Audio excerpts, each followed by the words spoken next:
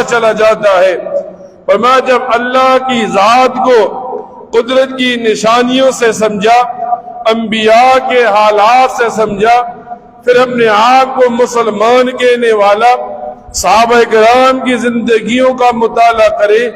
اب ہر صحابی کی زندگی کا مطالعہ کرنے سے ایمان محفوظ ہو جائے گا۔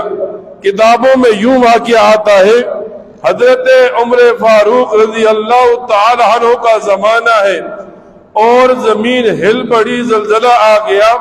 حضرت عمر فاروق کے ہاتھ میں کوڑا ہے، زمین پر مار دیا، زمین کھڑی ہو گئی۔ اب علماء لکھتے ہیں اس وقت سے لے کر قیامت تک پھر عرب کی زمین میں زلزلہ نہیں آیا۔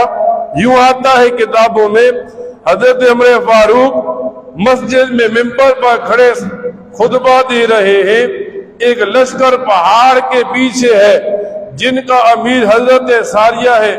حضرت عمر فاروق اونچی آواز سے انہیں آواز دیتے ہیں اور اللہ کئی میل تک حضرت فاروق اعظم کی آواز کو لے جاتے ہیں۔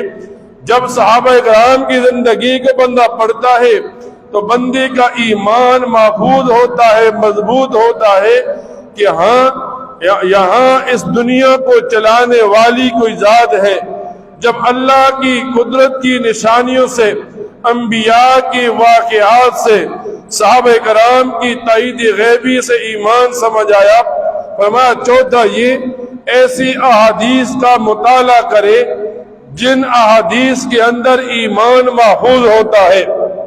کبھی نبی کریم صلی اللہ علیہ وسلم احادیث میں اللہ کے حقوق بتاتے ہیں، کبھی نبی کریم صلی اللہ علیہ وسلم دنیا کے لوگوں کے حقوق بتاتے ہیں، یہاں تک نبی علیہ السلام فرماتے ہیں مسلمان تو وہ ہے جس کے ہاتھ اور زبان سے دوسرا مسلمان محفوظ ہو۔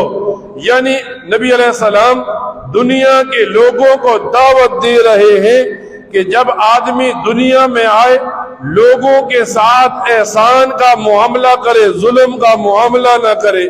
اب جب آدمی نے ایمان کی ان باتوں کو سمجھ لیا، ان باتوں کو کر لیا، علماء کتابوں میں لکھتے ہیں 3 باتیں آپس میں لازم اور